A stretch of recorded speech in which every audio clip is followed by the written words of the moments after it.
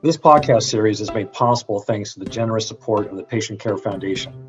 The Patient Care Foundation supports medical students in need through scholarships.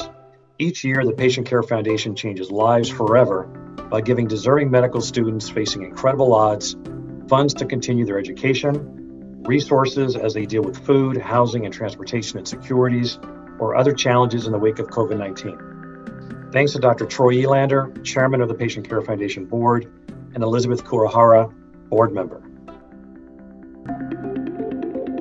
Welcome to this edition of Clear as Mud, the podcast dedicated to bringing clarity to medicine. I'm your host for this episode, Gustavo Friedrichsen. We have with us today Dr. Jeffery Lee, President of the LA County Medical Association. And Dr. Lee is joining us today to share his perspective on physician burnout, physician wellness, and what LACMA is doing about it going forward. So Dr. Lee, welcome to the Clear as Mud podcast. Gustavo, thank you very much for having me on the podcast. I'm really glad to be able to talk a little bit about an issue that is facing so many of our physicians today. Wellness is such an important issue, and we know that burnout is really affecting so many of our doctors that I'm glad to have some time to talk about it with you. Thanks again, Dr. Lee. So from your perspective, being a physician, being a leader now in this community, what have been some of your observations, whether it's related to studies or research or some high-level facts that our members should know? Well, back in 2019, there was a study by Stanford showing that almost half physicians reported at least one symptom of burnout. And that's something that we've known for a while, that our doctors are really struggling with issues of being depleted or exhausted, that they're mentally distancing themselves from their job, or they have negative feelings or cynicism related to delivering healthcare. And this was in 2019 before the pandemic started. There was another study done in the fall of 2020 showing that 64% of physicians reported higher burnout since the pandemic started, and that many were planning on retiring, some considering leaving medicine altogether. And so we know that this is a major issue.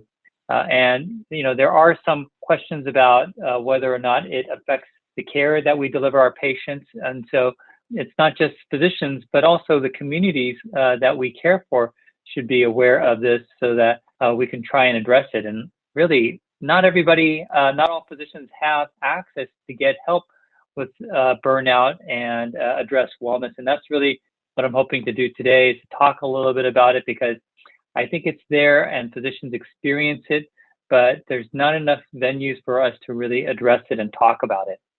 Can you share, before we get into some of the underlying issues and challenges, what are some of the conditions, or what are some of the cultural aspects of burnout that organizations either are part of, right, enable or cause versus address? Does that make any sense? So what's your perspective on that? Well, let me just start off by addressing medicine in general. This is an area where we're always looking for more information. There's always research that's going on. We want to do a better job of taking care of patients. And that actually has made the work of our physicians much harder. I'm a primary care physician, and I started back in the late 90s. And there was a study showing that the number of prescriptions, these are just medications that were filled from 1997 to 2016, that it had increased from 2.6 billion to 4.5 billion. So the number of prescriptions filled was increased by 85%.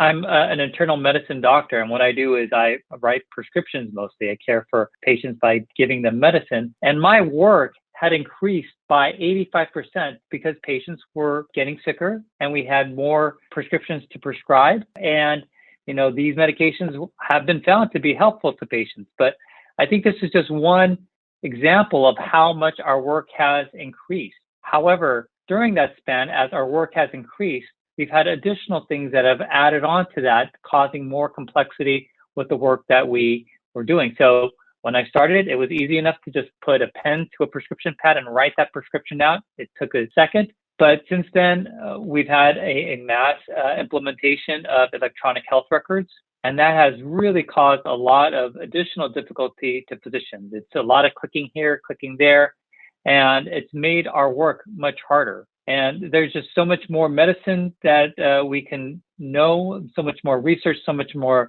knowledge on therapeutics, whether it's testing, diagnostics, surgical options, just so much more that we have to do that it really is impacting physicians. And we're really running out of time in the day where we can address all of these things. Yeah, oftentimes we think about the commonsensical approach to wellness, right? That it should be easy to create work-life balance and to release stress and really focus on family and allow that as part of the culture of the organization. Have you seen best practices that you just think are just wonderful and making an impact in the lives of physicians and their patients? Well, I think physicians really want to look at the research and see what other doctors are doing, but we don't have that much easy access to look into how other practices are running. And that's one of the problems. We only see our own workflows, and that gives us a sample size, an N of 1. We see how we practice. And sometimes we can, if we have a partner or we're able to see what others are doing, it can be so helpful and insightful to understand what others are doing. There are plenty of things that I think that physicians can do to try and help each other. If we could share information, if we were able to discuss things, if we were able to access a subject matter expert, a consultant that could help come in and tell us what their experience has been, what they've seen with other providers who have been providing a high level, a highly efficient workflow in their offices. I think that would really help a lot of our physicians. Excellent. Thank you for that, Dr. Lee. Now let's sort of transition to what LACMA has been doing and what LACMA is about to do under your leadership as well. Can you talk a little bit about the rapid response from 2020? I know that many of our members already know about the rapid response, but there's still many that don't know about the rapid response and the impact that LACMA had on independent practices through a variety of ways, right? So can you sort of set the tone with that, and we'll get into the exciting news about this year? Sure. So if we reel the tape back to early last year, and we found that our physicians in Los Angeles are really struggling with things that are basic, such as personal protective equipment. Under the leadership of Dr. Shai Roy and then Dr. Diana Shiba, we were able to garner personal protective equipment and supplies and distribute them to over 3,000 practices in 2020. And we're talking about over $12 million. And that's just a basic measure that we were able to help provide. If you can't have safety, there's really no well-being. So it's important that we were able to help protect our physicians. We've also rolled out the Well-Being Index. We really want to try and get a sense of how our physicians are doing, whether they're struggling, what kinds of issues are being encountered by our physicians. And so we know that the mental health of our physicians, their well-being is so important. Physicians have the highest suicide rate of any profession, rates of 30 to 40 per 100,000, which is really more than twice of that of the general population. So we really want to keep an eye, get an idea of how our physicians are struggling. And we know that there can often be a cycle of burnout where you get into this depletion of energy, and that leads to inactivity, and that leads to additional negativism. And to try and break that cycle, we think that the MD retreats we have established in partnership with the Four Seasons in Westlake Village, thanks to Pharma and their donation of over $70,000 over 2 years. It really helps us to get physicians out of that cycle of burnout so that they can physically displace themselves from where they're stuck and allow them to recharge. It really puts them in a place where they can get some positive thoughts and then they can become action oriented and reverse that cycle. And of course, these things require a little bit of time and energy, but we've had a few physicians already go through this, and they've talked about how impactful it has been. So we're really grateful to our partners in pharma who have helped provide for these opportunities so that physicians can go and break that cycle, restart that positive action that they need in order to get them out of those difficult situations that they're in. Also here in 2021, as part of my presidency, I'm really honored and excited to announce the first ever medical practice makeover initiative. We talked about how administrative issues and office efficiency is really a big reason for physician burnout. And we want to help doctors to get better at their practices, help them to become more efficient. And to that end, we're hoping to set up a grant program up to $100,000 in total to help struggling practices. And so we're hoping that we can get individual practices $5,000 each. So that would be 20 different practices. And really those funds would go to things that could be so instrumental and make a difference. $5,000 is not a lot of money, but I'm hoping that it's really enough to make a real impact. So whether it's setting up a website for a practice, or whether it's to cover the costs for recruitment for a new employee, or if it's to cover costs to get COVID safety standards up to where they need to be, or to lease new equipment, or to have a small little office remodeling project. Whatever it's needed in that practice, we want to be able to offer that, because we think that it's so important to be able to jumpstart that practice makeover. And in addition to the grant program, we're hoping to provide free practice transformation consultation services. So we're talking about a subject matter expert, someone who understands office workflows, understands staffing, understands billing, understands a lot of the work that goes on in the office. And we're hoping to offer this to an assessment of the practice, 30 practices to be assessed at no charge through LACMA. So that's a big part of the medical practice makeovers. We have such a wide variety of folks who are there to help. And so we really want to thank our preferred partners. All of these hopefully will come together as this package to really help physicians make over their practice. So that's that medical practice makeover that we're really excited to talk about this year. Excellent, Dr. Lee. How do you envision we measure the impact of the practice makeover initiative? Do you envision, for example, a survey, polling, ask doctors privately, that sort of thing? Because this could be this is a game changer, right? They're going to get the subject matter expert, the supplies, the grants, in addition to the things that we've been providing for them for a couple of years now. But the real proof is going to be when we measure success, right? So do you have any ideas in that area? Yeah, we do need to have some way of measuring what we've done, the work that we've put into this. And I'll tell you, that is a challenge I think that a lot of wellness programs, a lot of wellness initiatives struggle with, because when physicians are, their lives are getting better, it's really hard to see the impact on that in dollars and cents. But we know that when our physicians are doing better, they'll be able to focus their attention and energy on taking care of patients better. We're hoping that the well-being index will be able to show some of that improvement. And we hope to have a lot of stories come out of this, doctors who have been impacted by additional help, someone to come alongside them and give them a little bit of advice and some direction. And we hope to capture that as much as possible and bring news of that to other physicians. And hopefully that news will spread. And as that continues to go on, we're talking about doctors helping other doctors along this path. And that's where I think LACMA really can play a role.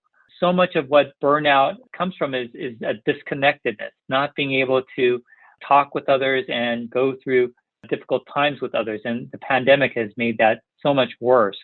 And so I'm hoping that LACMA is going to be able to fill that void and be able to connect physicians so that those who are hurting, those who are struggling, those who are having trouble with keeping their doors open, that they'll be able to connect with others who have been there before, who have made it through and are able to offer some real practical solutions to get that information out.